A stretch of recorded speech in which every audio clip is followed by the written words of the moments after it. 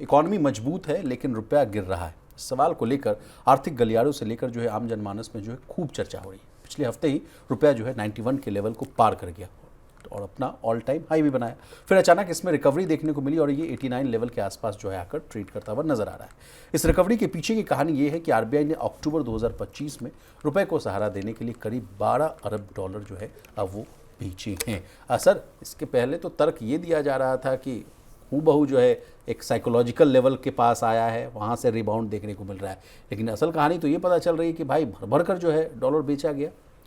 बिल्कुल, ये जो आरबीआई के रुपए को बचाने की एक तरह से कोशिश आरबीआई ने की है, अक्टूबर में वो दिखाई दिया है उसका। और 12 बिलियन डॉलर की बड़ी जो बिक्री है वो रिजर्व बैंक को करनी पड़ी है रुपए को बचाने के लिए।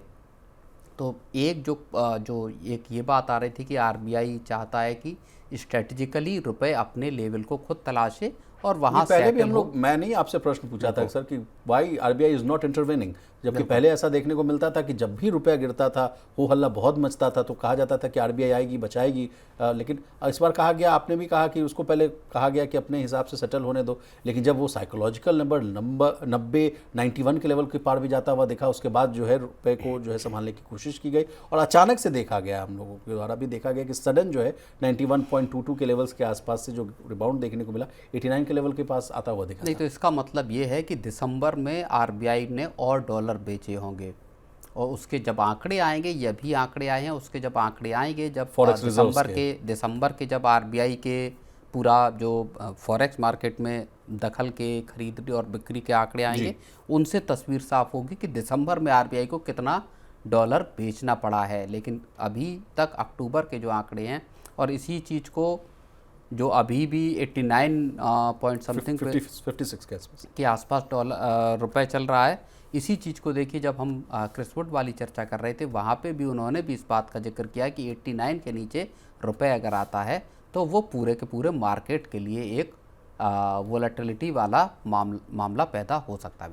लेकिन सर और क्या क्या फैक्टर्स, अब रुपए की बात हो रही तो सर इसके गिरावट के पीछे और क्या क्या कारण है? एक तो कारण बताया गया इंडिया यूएस के बीच में जो ट्रेड डील करना होना, कोई और अहम फैक्टर्स जो आप देख रहे हैं? बिल्कुल, एफआईआईस की बिकवाली है, डॉलर की डिमांड है, इंपोर्टर्स की तरफ से डॉलर की डिमांड है, क्योंकि आप डॉलर लेते हैं फिर उसको अपने जो सप्लायर्स हैं उनको डॉलर आपको पे करना होता है।